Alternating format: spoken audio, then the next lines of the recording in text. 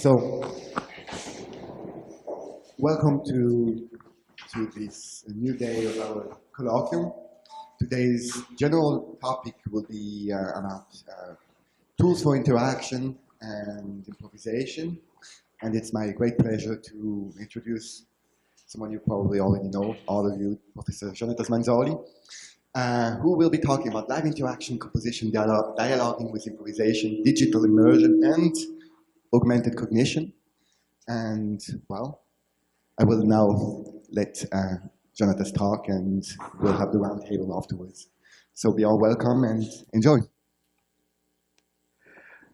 Good morning. Some of you, we know each other for a long time. Some of you we know only for 3 days, but friendship is something that you have to preserve for life, of course.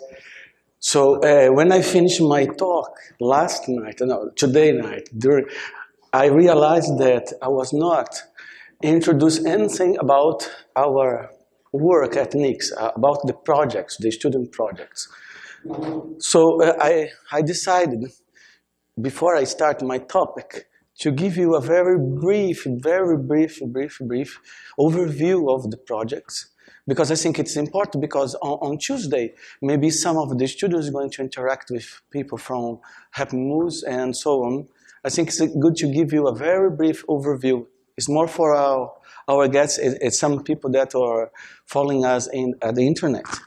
So, it's not a complete list. There are other students that are doing other research projects, but it's as I think it is the major topics of the PhD projects and master projects that we have been developing this few years.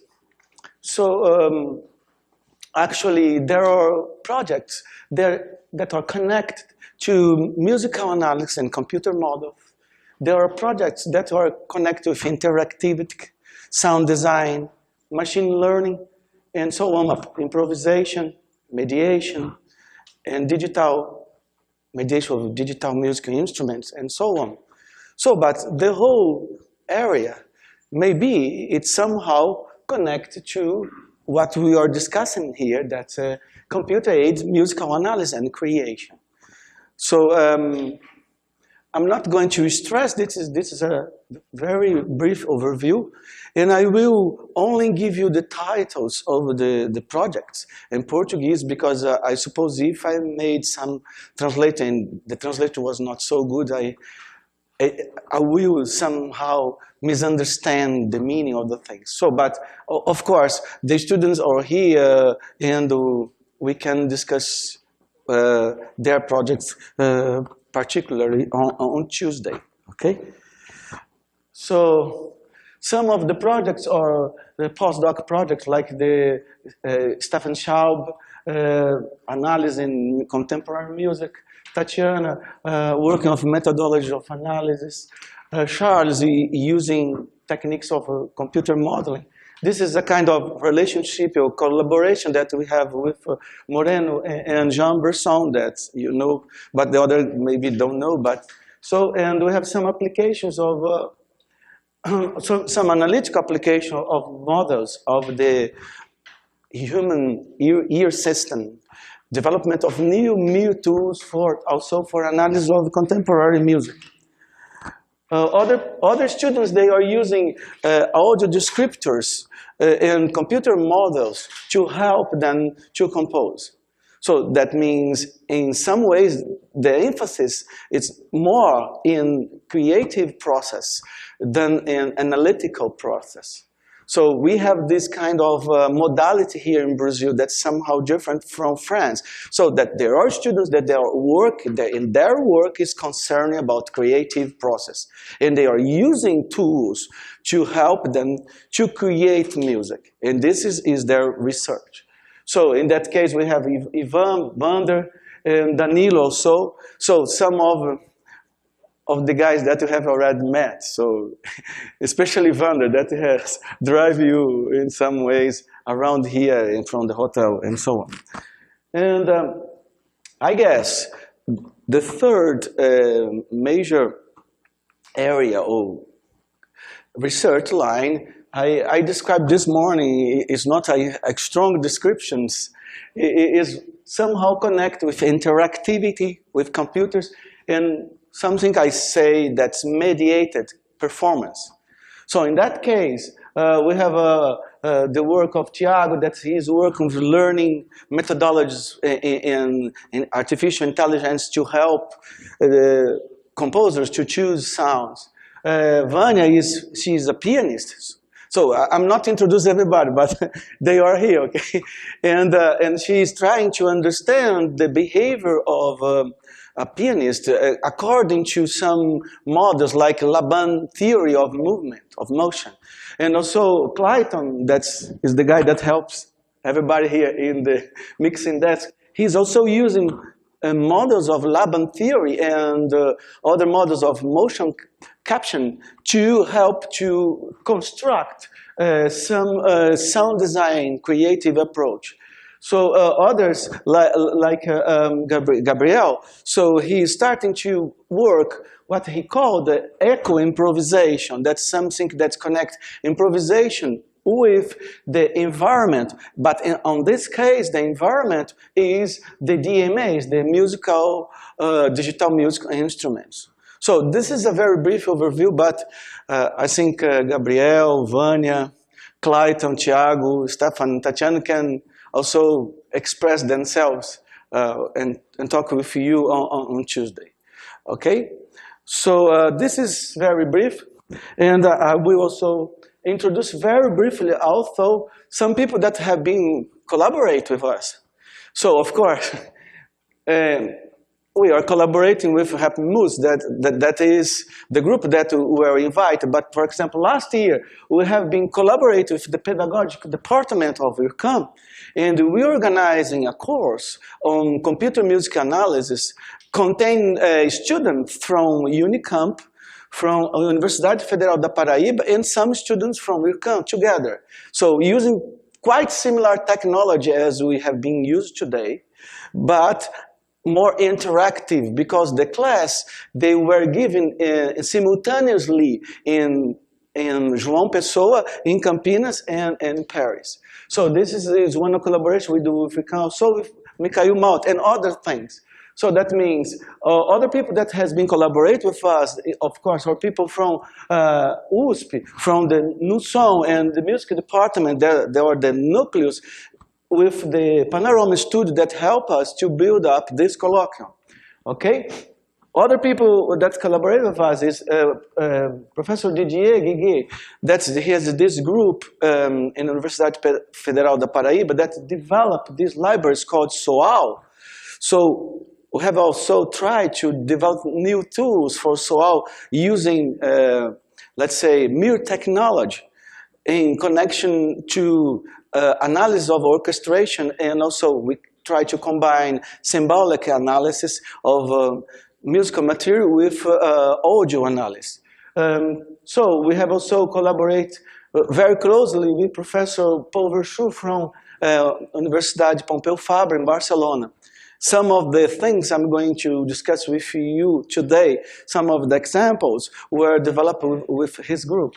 Also, we have been collaborating with Professor Marcelo Vanderlei for a long time. Some of our students have been doing research there at McGill University. And most of the research is concerned to develop interface, develop new instruments to control some aspects of the interactivity, and also some aspects of the computer models that we are using for studying creativity, musical creativity, and also to study performance. So this is a very brief and very short overview, most to introduce the projects. There are other projects that I even mentioned here. I'm sorry about that, but there are projects that they are supervised by Professor Fornari, Eduardo Fornari, and Professor Adolfo, and Professor Rafael, and they may talk about them or today or on the round table and so on. But the idea here is only to give you a very short introduction, because you know somehow how we try to work together. So, ending that, I will, most of my talk today is inspired by last roundtable, yesterday roundtable.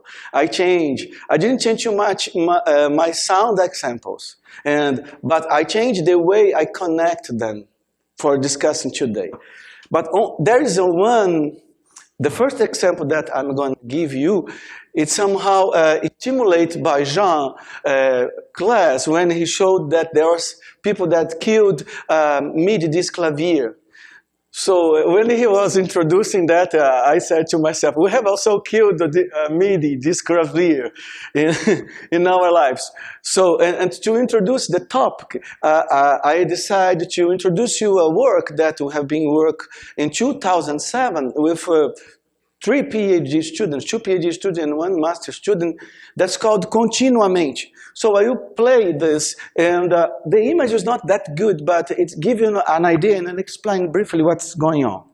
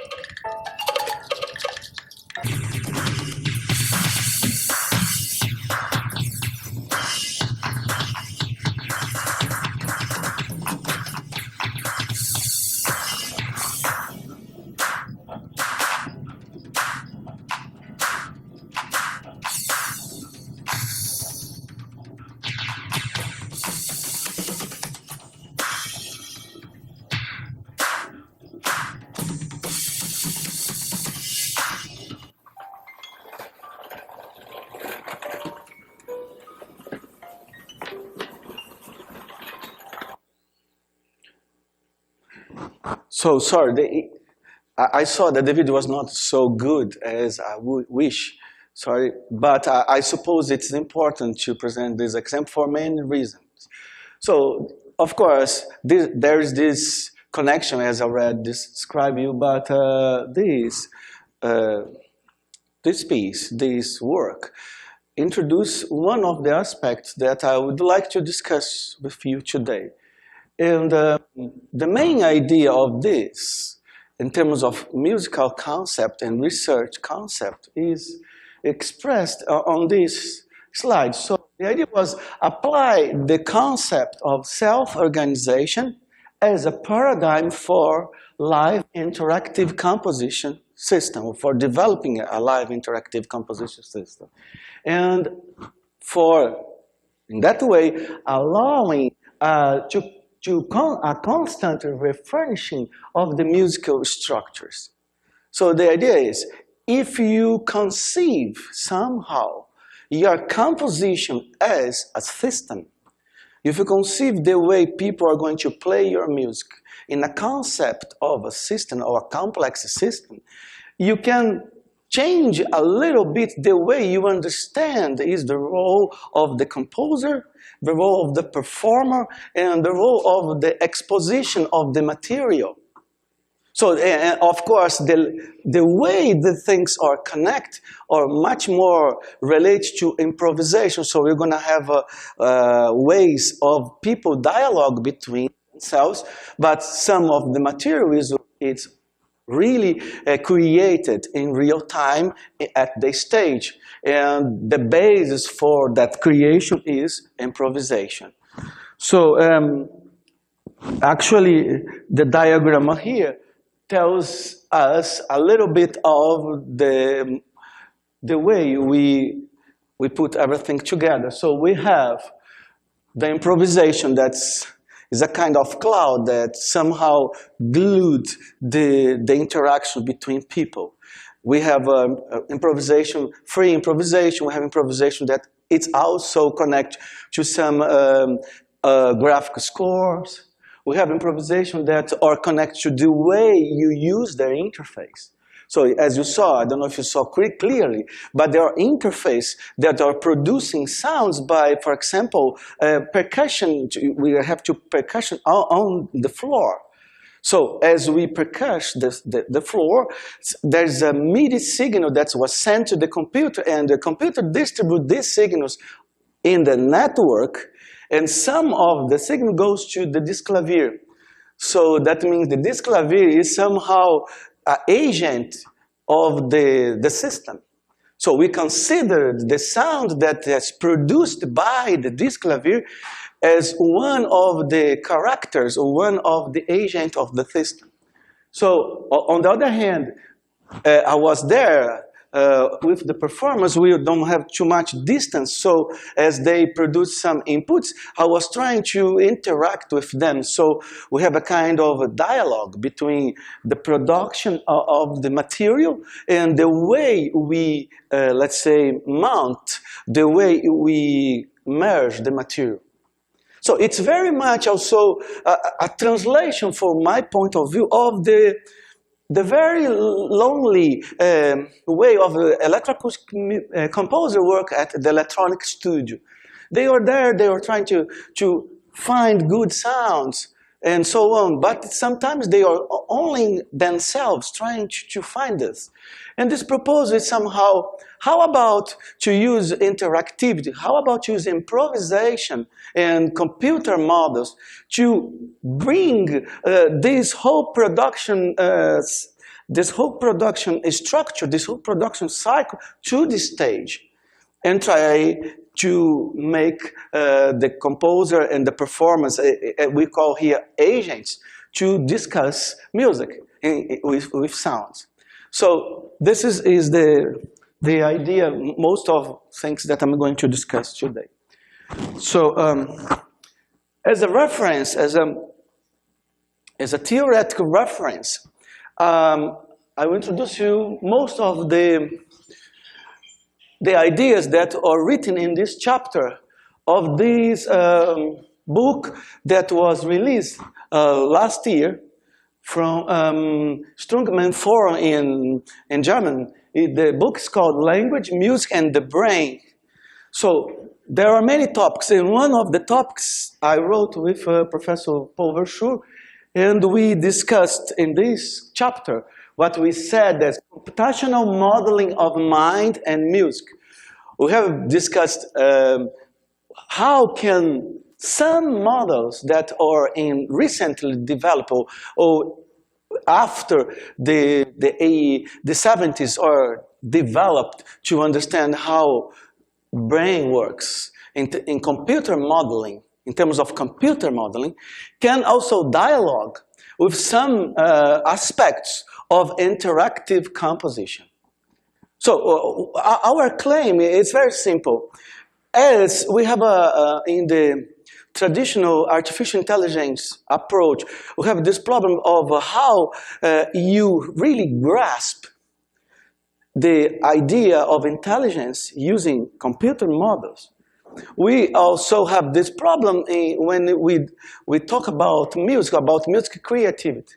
And our very simple, or at least answer for that, is the answer of my talk today, is somehow we need to put agents. We have to think about agents interact among themselves.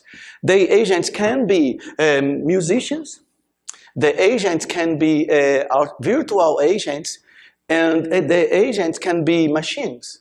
So that means the concept is to somehow describe the composition and the way people produce music by a system, by a network where things are exchanged using many ways. One of the ways that I will express today is improvisation, but it's not the only way.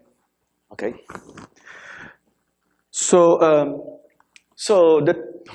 my talk landmarks, or I'm gonna now to move to some concepts that were somehow stimulated by yesterday discussion.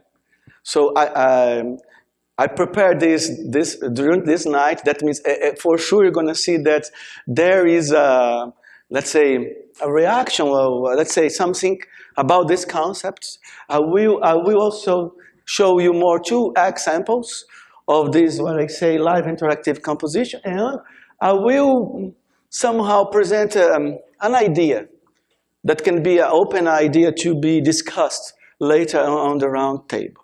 Okay, so here it's a more epistemic point of view.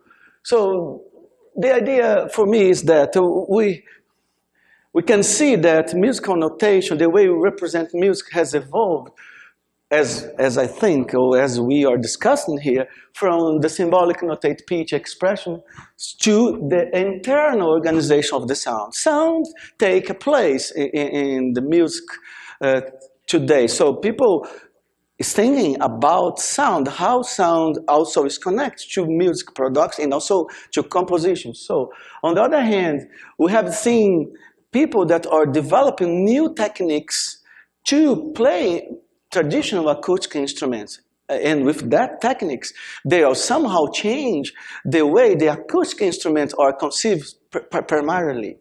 And also there are people that are developing technology to create interface, to create digital musical instruments.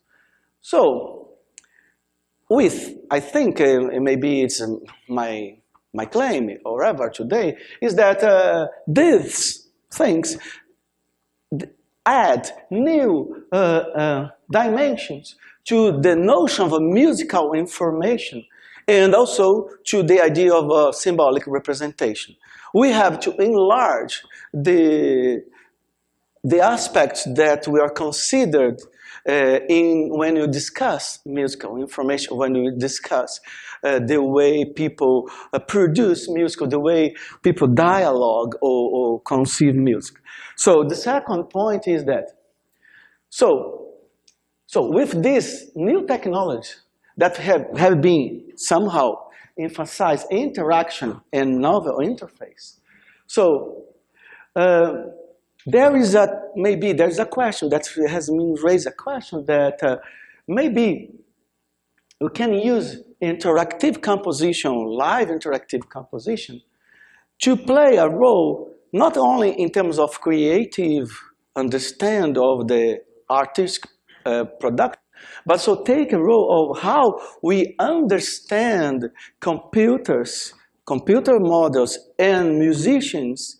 They are related, how they dialogue among themselves. So that means I'm thinking that live interactive composition is not only a way of producing an artistic artifact, but also it's a way of understand how this interaction between machines and human can be done.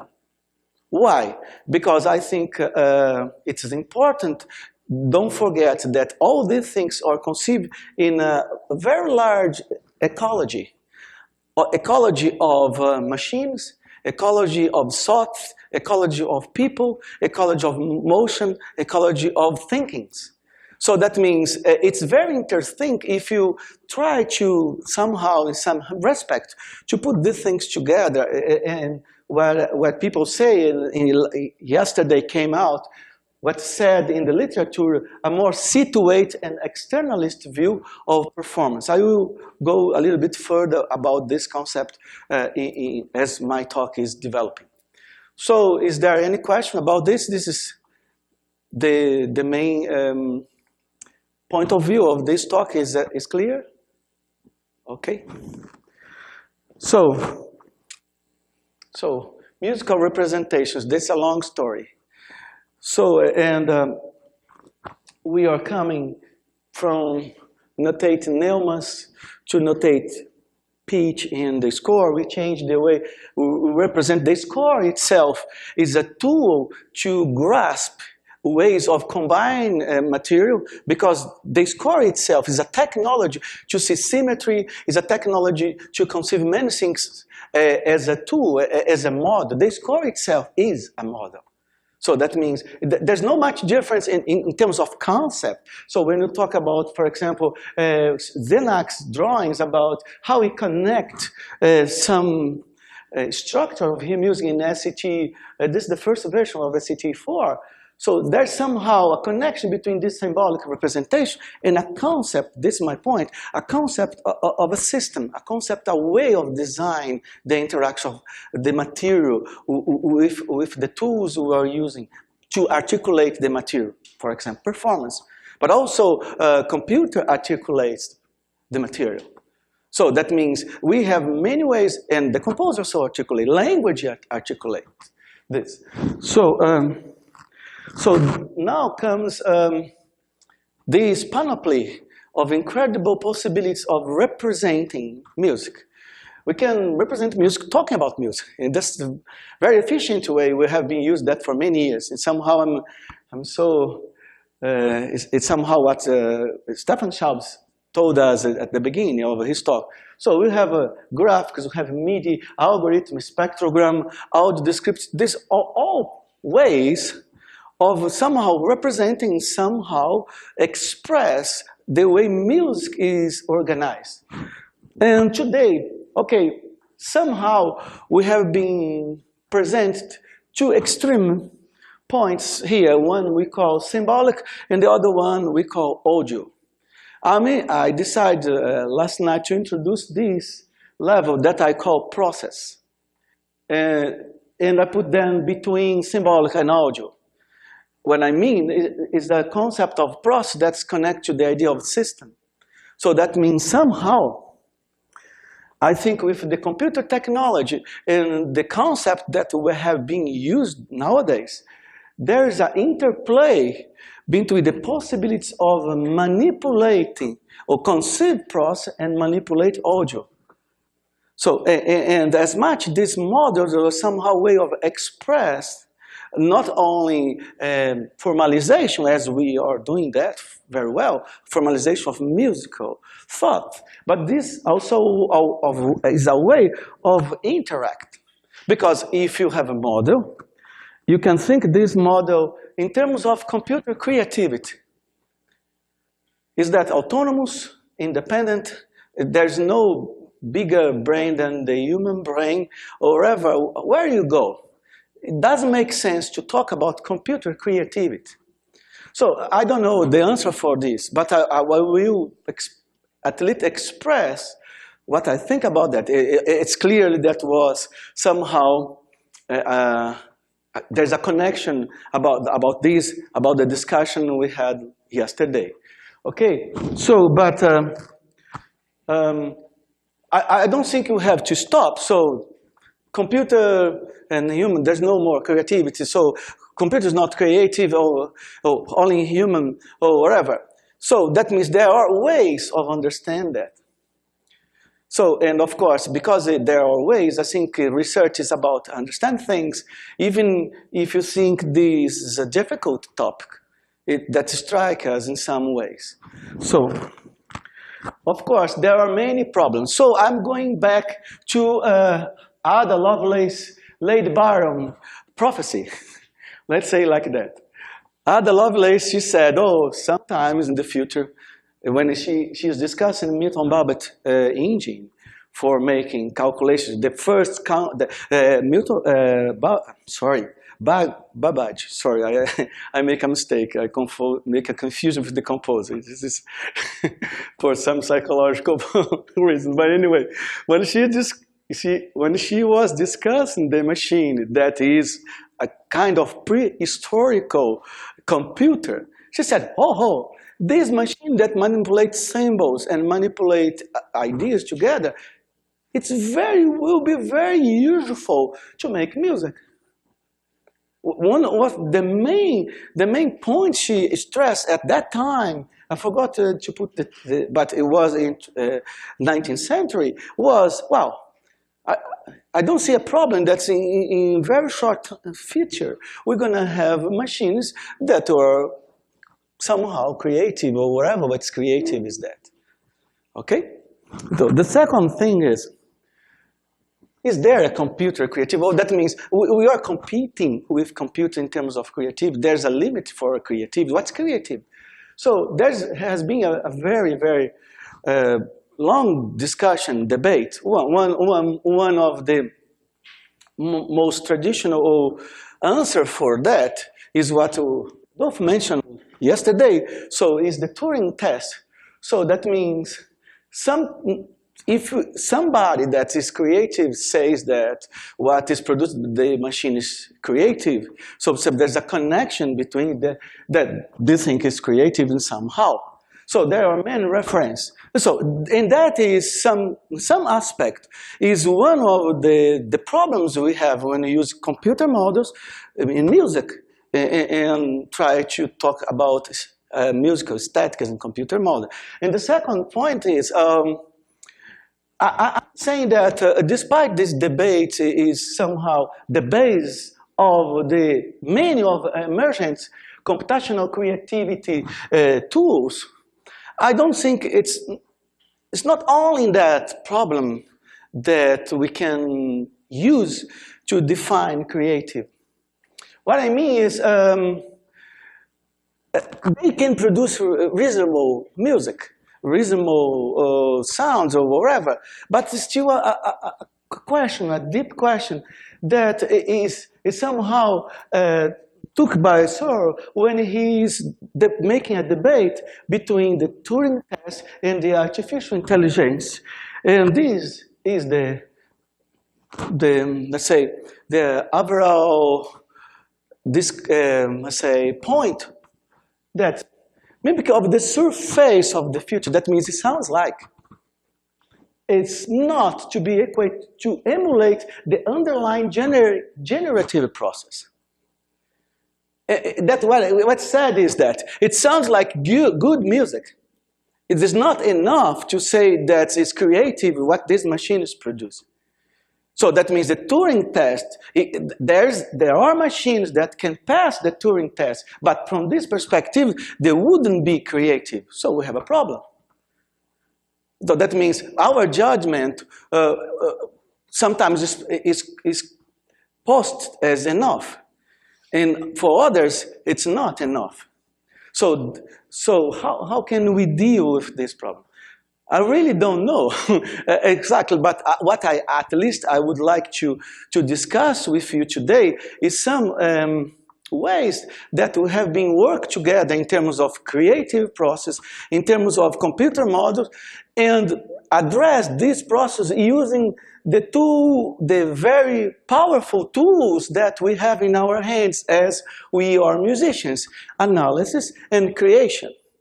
But analysis and creation, they are not separate. They are dialoguing. It's not like, tell me what's there that I'm going to use. No, it's not at all. I have to evaluate what's there, to feel what I analyze, to produce good music. So that means, of course, the computer model is important to us, and all the analytical process is, of course, it's important. But without our experience with them, we're going to solve the major problem. So creation and analysis, they have to work together. So that because of it, I'm very proud to be here to talk to you. Because I know that you are very concerned about it. Nobody here put more power in analysis and less in creation. We know that. We know that you need these two things to work together. Without this dialogue between this, it will be difficult to solve this problem. Maybe we're not going to solve it, but at least we're going to enjoy our lives and see our expressions being played in somewhere and being at least express part of our thinkings. Okay, and now I'm going to skip a little bit, give you a break about this concept, and I go to introduce you another work. And I will perform the work and play the video, and the video is much better than the other one, and I will continue my discussion.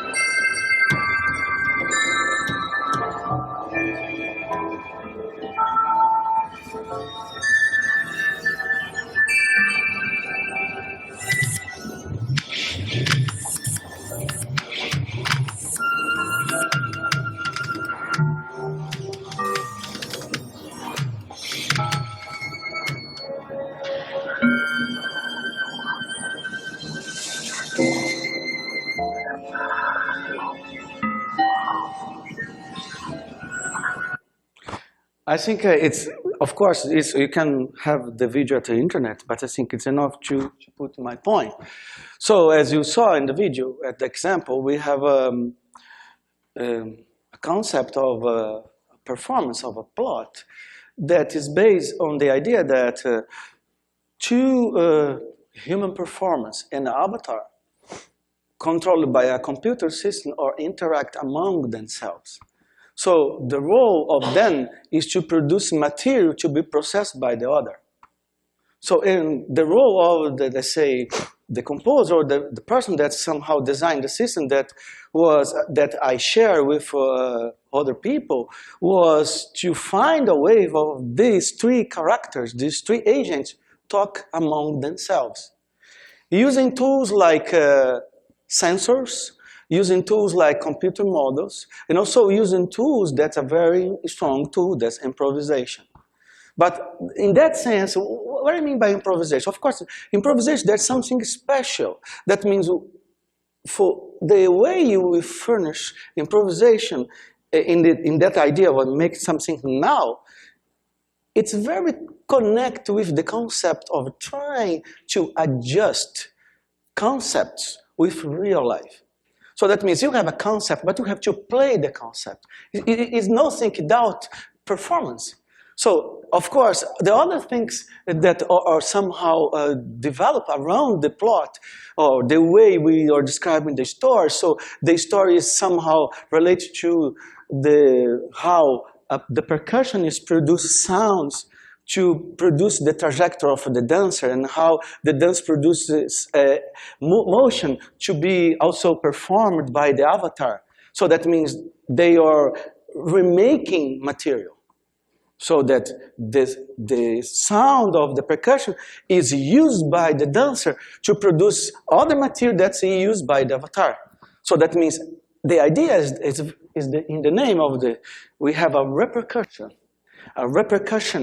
And I like to make jokes, so there are many ways of saying that, but at least it's repercussion, or in Portuguese is better. It's a repercussion of the material that is propagating between the agents that is responsible for producing the result. So that's give an idea of how maybe to work or to connect creative and computer models in this way. So we have a lot of things together, trying to adjust, and we have the possibility of explore this material and the dialogue between this material, and understand musical performance, and also as a creative process, and everything is connected to creative when this plot goes to stage. And this is a recreation and not a mere reproduction of a work. And I think, I'm stressed that I think everybody knows that, even in any kind of performance, any kind. But I'm emphasizing that in a way that means we are trying to use the computer models, using the interactions and the way the work is conceived to somehow make it a more clear use of that. Okay? So the second problem that we have with the technologies and the way we can deal with information is called the data deluge. That means, I'm reading, our ability to extract data from natural and artificial phenomena in different scientific disciplines in our area by far exceeds our ability to understand it. So that means, very simple, our sense and the way we capture nature and the way this fills us in terms of brain and body is much more large than the way we have to understand and to make models about that. Our experience is larger than our capacity to talk about our experience. It's a very simple thing. Oh, nobody. I forgot to switch off my. Let me. Stupid. Okay.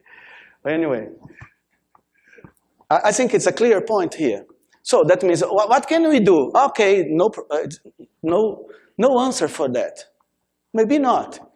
Maybe how about to put experience at the center of the research project?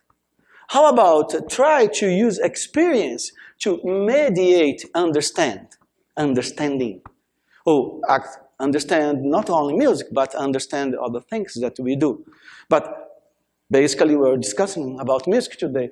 So the point is now, is that research proposal that we have been working. So in some ways is that, so music in itself as experience has a large, let's say, large set of information that can be evaluated and can be put on this paradigm. We know it. We are aware about that. So, but on the other hand, we may use this approach also to help others to understand their local view about, for example, complexity. So that means, how about to use music and live interactive composition as a tool to help people to understand complexity? So maybe that's possible. So that is one of the things we tried last year. That's also I present. Some of you know this example, but I'm going to show you a little bit the video, and I'll explain you later.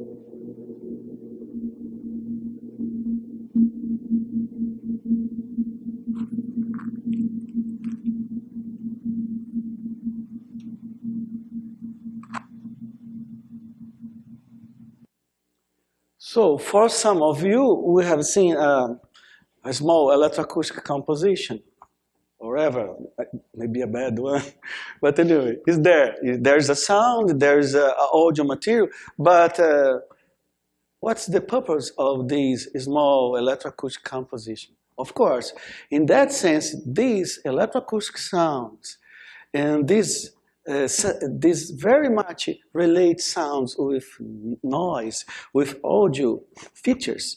They are used to help people to understand the complex systems that is the brain. So we are doing the way around. So that means our experience that has been also used in electroacoustic music by listening to sounds, listen to the spatialization, listens the way the sounds are molded, how the sounds are transformed, can be also a kind of non-verbal language to help people to understand a complex system. Because our experience with this material is complex. So how to try to combine, because at the end, the human is one, the experiences of Penny, that is the one of the authors of the article, myself, Martinez, and Verschu, but the experience of that person that was interacting with the environment is similar of our experience. So that means, but now we can somehow use this experience to give cues in the navigation of the structures of the brain by using what? Using timbre, sound aspect, change of sound aspects, and change of sound location, change of the sound mode, and so on, in very specific way, using the concept of sound objects as a way of a person, let's say, goes inside this complex structure. So our claim is that, so by using this technology, we are constructing a soundscape that is unique, related to the experience of the person that is navigating with the sounds that are there to be explored. And our, let's say, what we guess, what we want to find out is that experience with sound a helpful tool to make people to understand this complex system. But what's in the middle of this is the experience.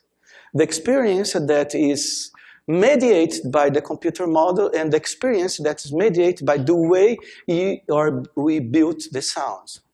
So, of course, the evaluation of the results we have been trying to evaluate.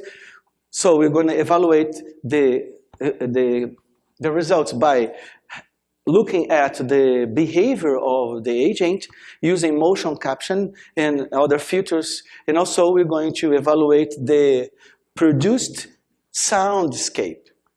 And if somebody goes there and repeats some soundscapes with some coherence, with some organization, it's because these organizations somehow connect to the way this person is perceiving the complexity of this brain jungle.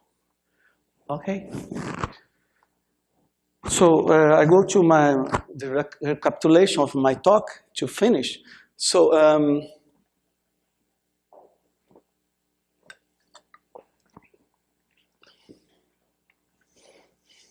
So I discussed a little bit, I didn't answer the big question, but I give you some examples, okay? And the methodological idea is why an agent and a group of interact with the system. All multimodal signals produced by the agents are captured and analyzed in real time and so stored for future offline, and also real time and remote analysis. So that means if you can record them, you can also analyze in real time. We can also analyze in offline.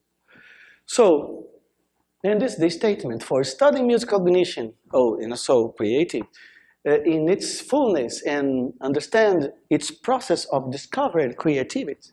It's necessary to examine how the brain and the body work together in the solution of such complex problems. So, and there are some goals, some ideas. So that means how to develop methodology, how to develop tools. So some tools are improvisation, as I've said, using live interactive composition and produce as a way of producing artistic artifact, but also to produce ways of interaction, using visualization of computer models. For example, Jean already showed yesterday something that Charlie's work, but also I have another point here that I'd like to start a little bit, is a sonification of a model. Let me express a little bit what I mean by that. Of course, imagine if you make a model of a music, whatever music is, from Bach or from Xenax. Okay, you can make a graphic, a visual representation of that. But imagine now that you use your model to produce sound. But it's not the sound that the composer has produced, but the sound that represents the behavior of the model. in the space or wherever. So that means you can use the model and the sound of the model as a way of people have an experience with the model, in such a way that people may understand your analysis, understand the way you conceive the piece by its own experience, by performing with sounds, by listening to sounds. So mixed reality installations, as we had, as for example, Clayton is working, producing creative installation. But now I'm going to stress only one thing that is an idea that somehow is stimulated by one of the ideas came from Adolfo's statement, and the other one was from Gerard's statement yesterday when he talked about instantiation of models, and so on. So I'd like to open or give you some ideas. This is very explorative, let's say, thing about instantiation, convergence, and attractors. So for that, I'll need 5 minutes to express what I mean. So I want to try to join instantiation and embodiment in such a way. We have a model, whatever model is, but you can understand this model and you can think about this model. That one of these instances is the piece, but we have others. Okay, we have already said that, it's no problem about it. So that means one way of understand this model is this model as a dynamic system. Okay? So that means, of course, if you understand this model as a dynamic system, we have ways of manipulate it, or ever manipulation. But one of the classical one is to manipulate the boundary conditions and the control parameters. So that means it is not difficult to think that this exploration leads us to a broad space that we are going to produce things or instances.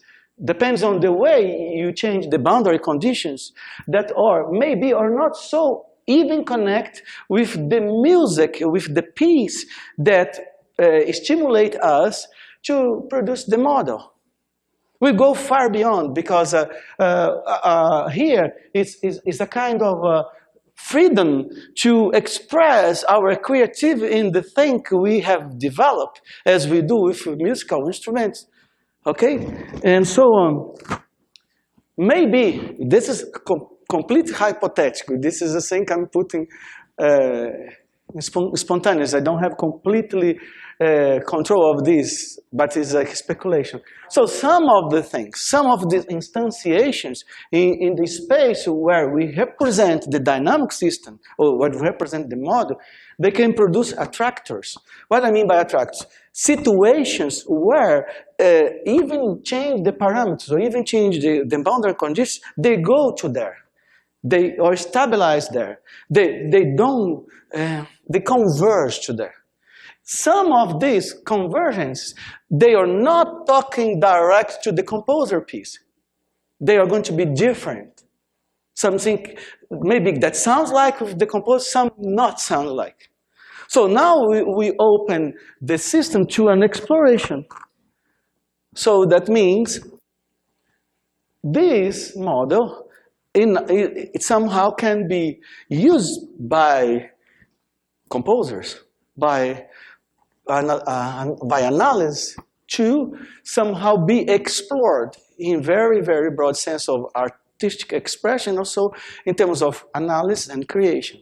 So, as we said already, we can have sonification, visualization, and that's what I say in the beginning of my talk, augmented cognition. But one of them that maybe it's very important for us, at least for things I have been talking to Stefan and some of you at Nix, is improvisation.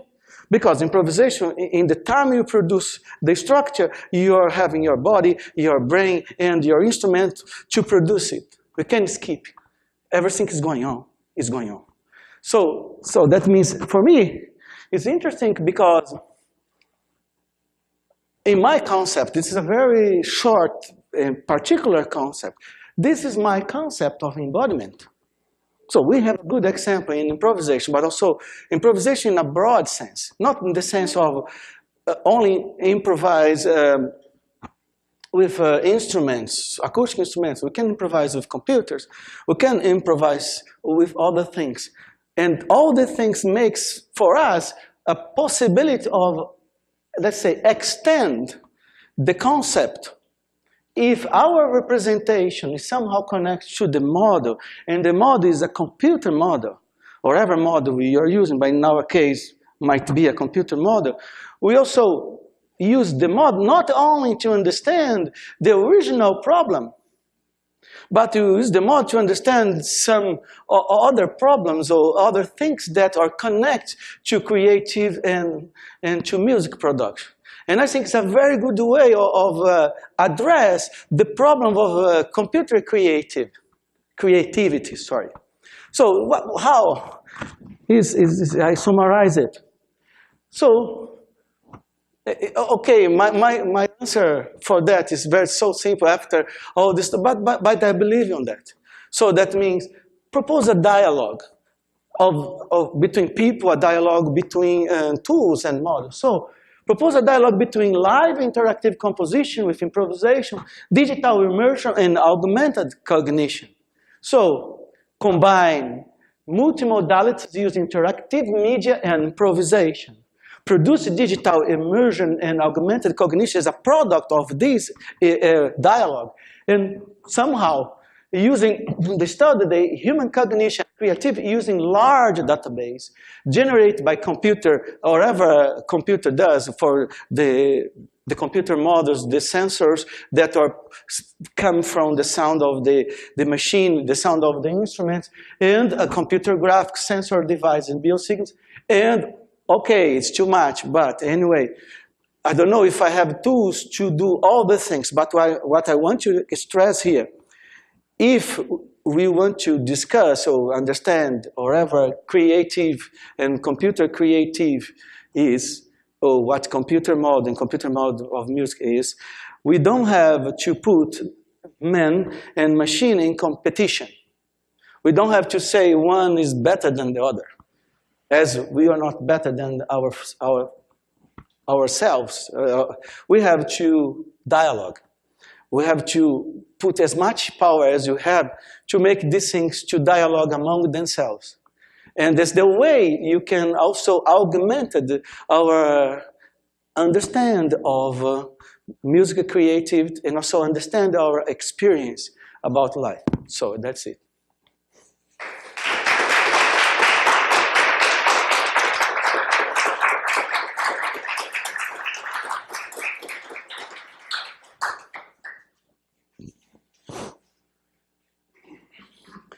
I hope you have questions.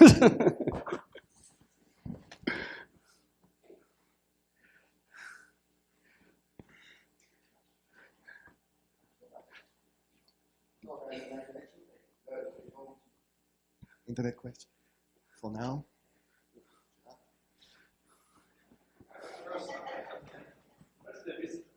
Thank you. I was quite fascinated by the video examples you showed of the pieces that you have contributed to.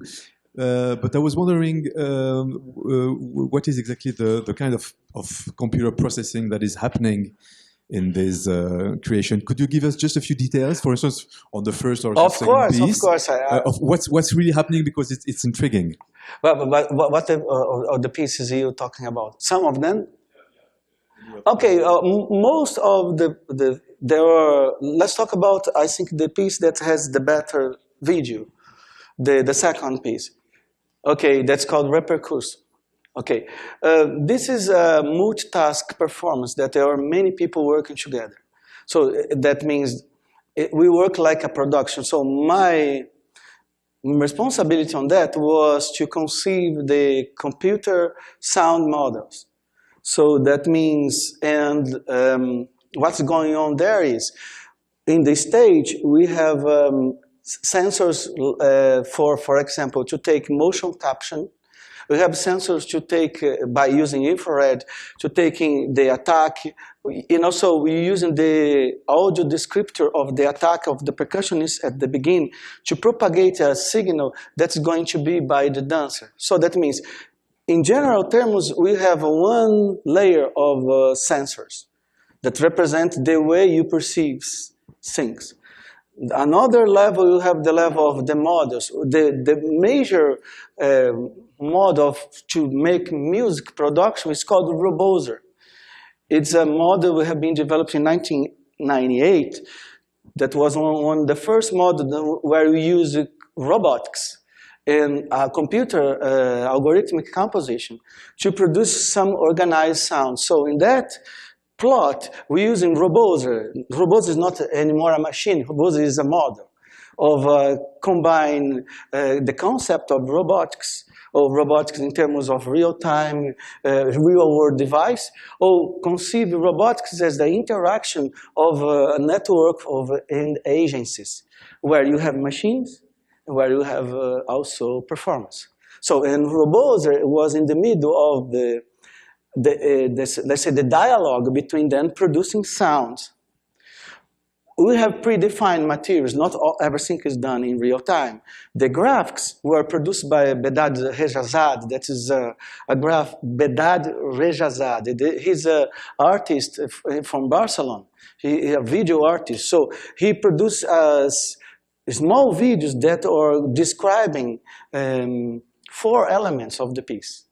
So, and also the dancer and the percussionists, they don't have a score.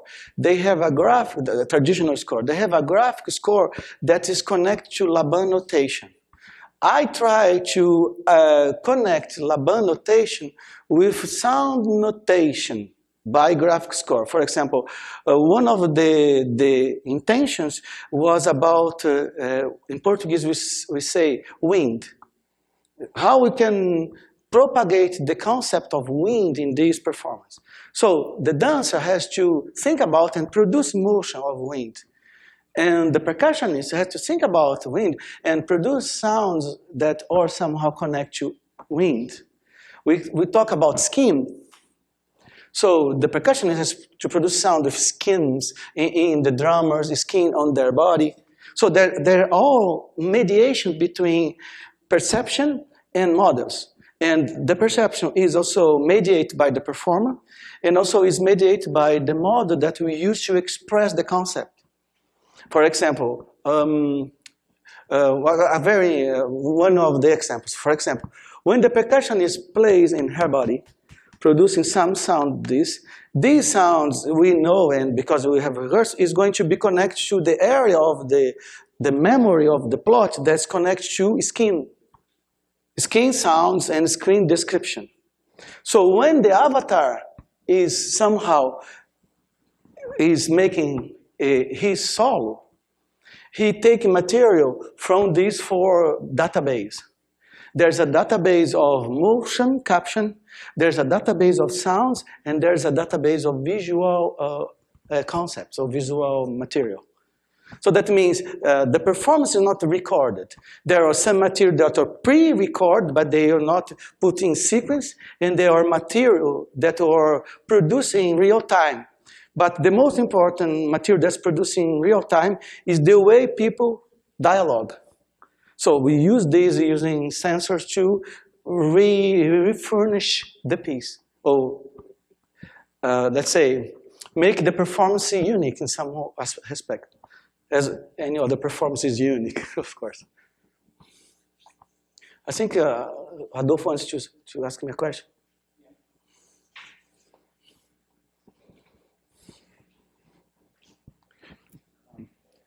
My question is related to complexity of your system.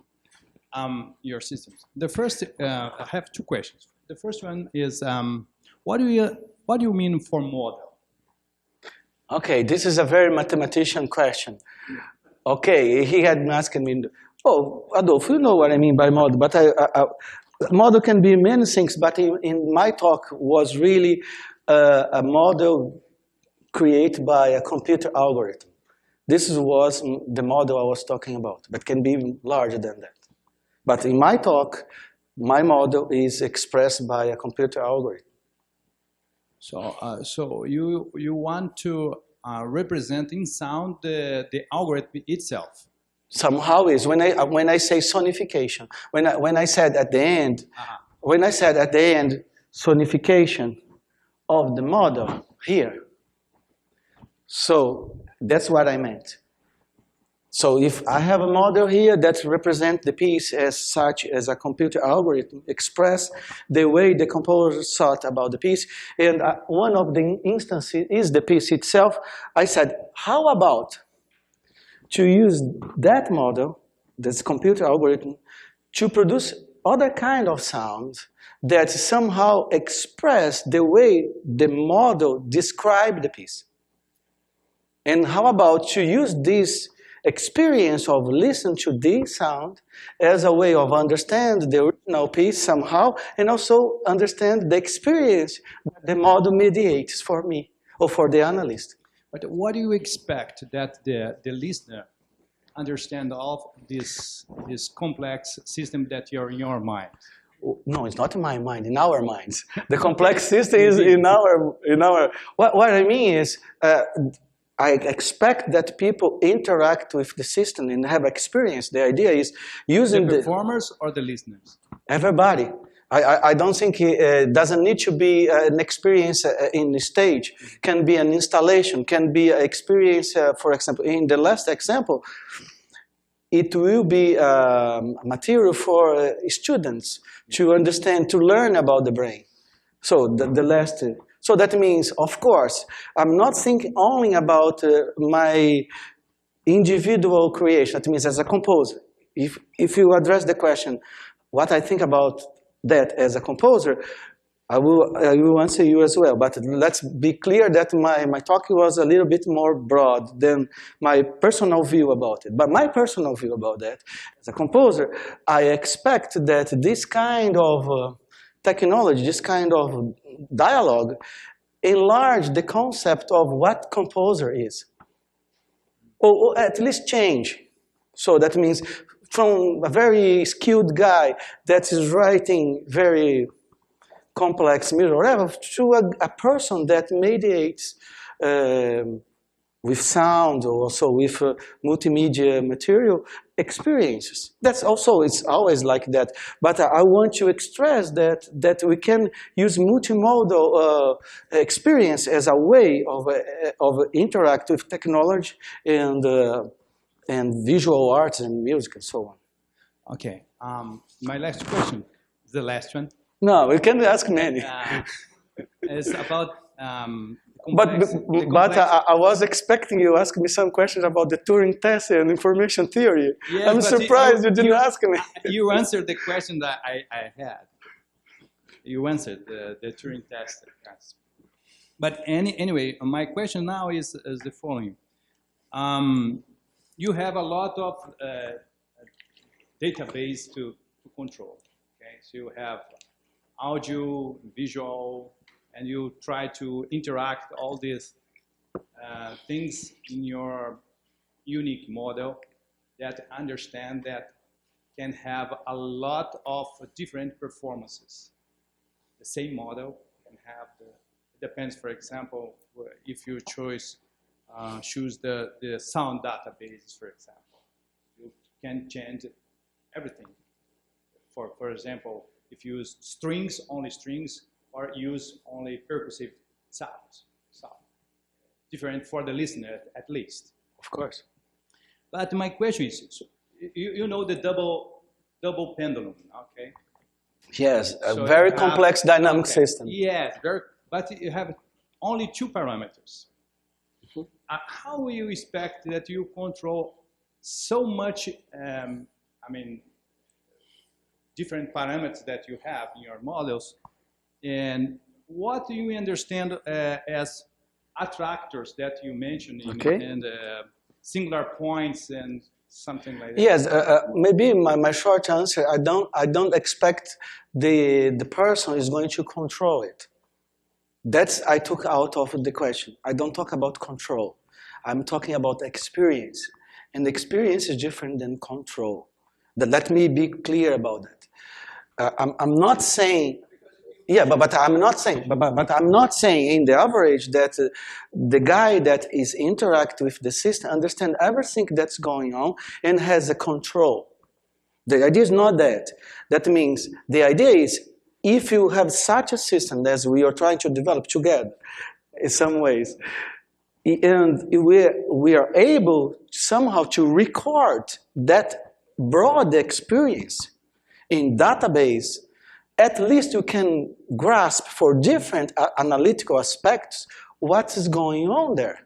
That's the idea. So that means in real time or in offline, somebody that can go there in this huge database and see how can I understand this from the perspective of motion and timbre. How motion changed timbre. This is one very difficult question to deal with. No, I'm not talking about only motion and acoustic instrument, but I'm talking about if you have a DMA, digital musical instrument. So that means the data is there. So that means, of course, but the data is there and was recorded while somebody was interacting, while somebody is trying to dialogue. So that means at the maximal moment, what the only thing I know is to give opportunity to the human brain to do what it does the most, that's experience. And that understanding, it can be somehow confined to a specific, let's say, a specific area of study that we're going to develop with the data. But instead of reduce the data at the beginning, we expand the data and try to use the analysis of specific fields or specific things to understand basically things. Because sometimes when you reduce basic things to basic and simple modes, we don't understand the simple. Simplicity is more complex than complexity, or ever. So that means enlarge and use the experience and record it. And have tools. We have tools, what I mean, audio descriptors, motion caption, all them are there. So that means we can fulfill our understanding about later, I guess. This is a proposal, this is, okay. Moreno também quer fazer uma pergunta. We have an internet question. It comes from Tiago Brizolaro. So he wants to ask you about the example you just gave, avatar video sounds, all accessing databases. This model is related to a dynamic model in some way, or is just a computer model? If not, do you have an example of work where you use sonification of the dynamical model? Okay. So in that plot where the computer model, there are many computer models, there's not only one model. The big model is the network. So that means we can see the big model of Hyperpercurso is how we put the models and the interaction between the machines and people in a network, as we are doing now. So the big model is the network. The network is the model. This is one level. The second level, we have different models to achieve different tasks. In terms of a model for sound and sonification, the example is the example of Roboser. I think I wouldn't go to show now, but he can go to the internet and type Roboser, because Roboser was our first experience. When you take, when you combine the an algorithmic composition system with the behavior of the machine, and you use the dialogue between the robot in the space with the behavior of the algorithmic system to produce sound. This was the first thing. Also, we have done another thing here at with Artemis Moroni at the CTA in Campinas. It's called Aural system. At the same way, we have robots, we have computer mods, and the robots talk to the computer mod and produce sound. They also Aural, A-U-R-A-L, also is an example of that.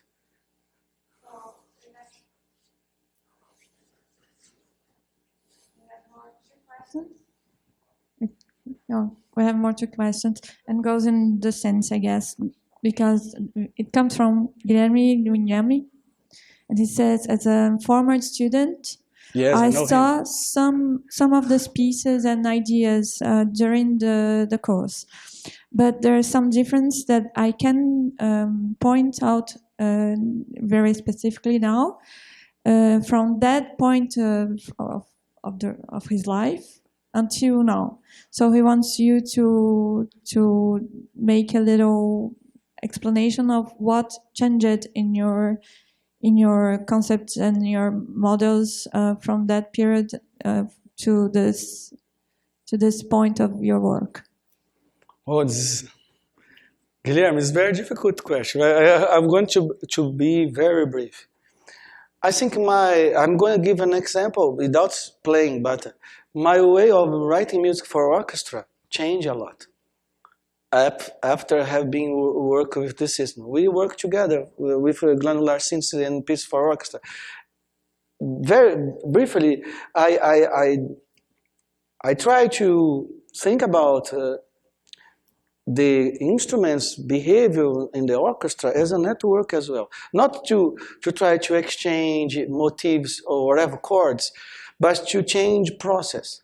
And the way it sounds when it's performed is a kind of something between textural music and, as I understand, okay, and a kind of soundscape. So that means it changed my way of thinking about composition. In that way, that means I think to write music as a composer, I'm free to not try to achieve specific complexity in one point of my score. I think about active small examples of simple things that when they are interact among themselves, they produce complexity. It's a network of I don't stress the performer to play a very complex thing. I guess my approach is to write a small cell that produce some behavior, and the connection with this cell, with the other cell, produce complex. So, on another hand, my scores, my writing becomes less complex, but I hope the result becomes complex as such by the concept of interact the cells. So there's another question from André Luiz Gonçalves de Oliveira, and he wants to first thank you for the great explanation. And the question is, do you think that we may amplify the aesthetic experience going out of the concert hall or gallery in a way to create our artistic experiences? May you think in something as an innate artistic experience? I'm going to answer on the first part because I didn't describe too much about the concept of a native experience. It's from Varela concept. I think I would, to answer André's question, I would take a little while, but I think, of course, we should skip. Concert hall is one of many possibilities. As we are going to try here, we're going to present our end concert in Almanac. So, but as we maybe do, we are going to try to use the space as a way of express the improvisation, the computer graphics, the space with people sitting on tables and listen to music is the performance, as it was in ancient times, as always is in somehow. We took some distance from the performer because maybe it was more practical for the Italian theater, whatever. About a native, the concept of I have not enough time to answer this, André.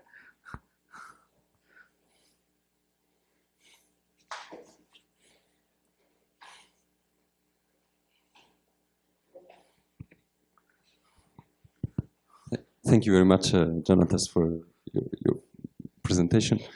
I would like to question you a little bit more about the sonification, because this is a concept which maybe had also a place yesterday in the round table, but we didn't really think about that maybe. I was wondering because we have done some explorations of this, some research about that at IRCAM, particularly with physicists working on soft matters, for example, bubbles evolution.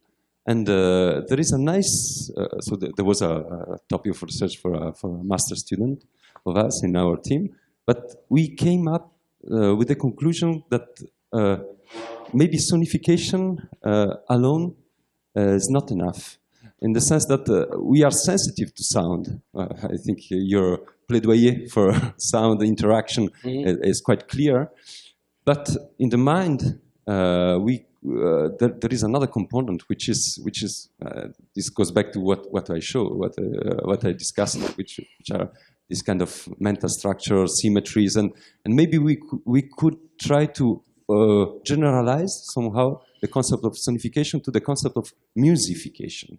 So what does I mean that if you want to understand the evolution of a complex system, you can listen to it.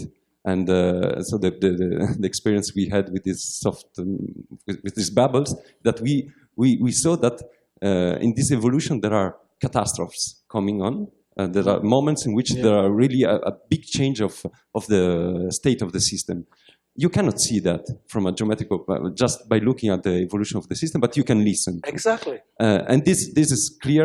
Sonification is very good for that. But what about the capacity of the ear to put together melodies which are just, for example, transposition from each other? Huh? You sing a melody, somebody other sing a melody in another key. It's the same structure, it's the same pattern, but the sounds are completely different, the notes are completely different. So what remains is the intervallic content, is somehow the interrelationship between the elements. This is an invariant. This is again goes back to group theory, and somehow I think we should put together sonification as a wonderful tool for understanding the sound behind the complex system, but also all these operations which has to do with music, and musification can probably be a further step in the understanding of the structure which is hidden in a system. So this maybe put together your symbolic versus interaction dichotomy, which you had at the beginning, in a way which has to do also with perception, cognition, and embodied cognition, I'm sure. Let me explain a little bit what I mean by sonification. I know maybe this is not a good word, okay? Because there is a field that people call sonification. They take the structure of the cells or the biological structure and they take the relationship between the connections of a cell and they sonify this and listen to the sound. It's not that I'm talking about. What I'm not, but maybe I'm wrong in use the terminology, but I want to give you, I agree with your point. I don't disagree, but I want to make my point clear. My point is, when I say about sonification, imagine, for example, I have to say, with my experience with Charles, okay, he has a model of a piece. We have, and he represents the model in a graphic way. So this model produces graphics, and these models connect to some music. Sonification in that sense is, how about to sonify this model that describing that music?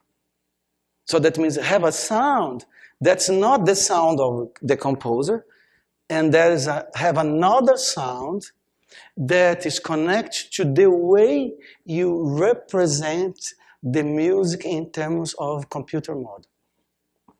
That's the idea. It's not dramatically different from the scientific sonification that the people are doing when they're sonifying data. So you are sonifying methodologically. No, you're sonifying a model, an algorithm. Yeah, the exactly. algorithm is also a collection of data. Course. But I was wondering, maybe it would be interesting to try to articulate the sonification of your data of your data of the model. I mean, of your model with let's suppose you have a model, and you musify the model in such a way that you have a composite, a score, not just a audio file, but really a score. Of course, but my point is, I think I'm not making my point clear. I don't disagree with your point, but what I mean is the model that I'm sonifying is not the model of a cell or whatever. It's the model of a composition. So that means there's a epistemic connection. Is it different? For me, it's different. The methodology is the same. But for me, is because that model that I'm sonifying is talking about music. That means, in my sense, at least, when I listen to the sounds, I'm not talking about how wonderful is my experience in listening to the sound of the bubbles, of the cells. I would say maybe the sound is another representation of the analytical process and help me to understand the analysis. That's my point. Yeah.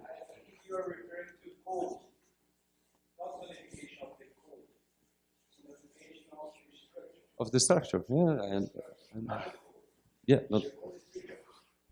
okay, but it was just... but anyway, Morena, we can discuss it. But I think it's a little bit different. I think there's a difference, epistemic difference.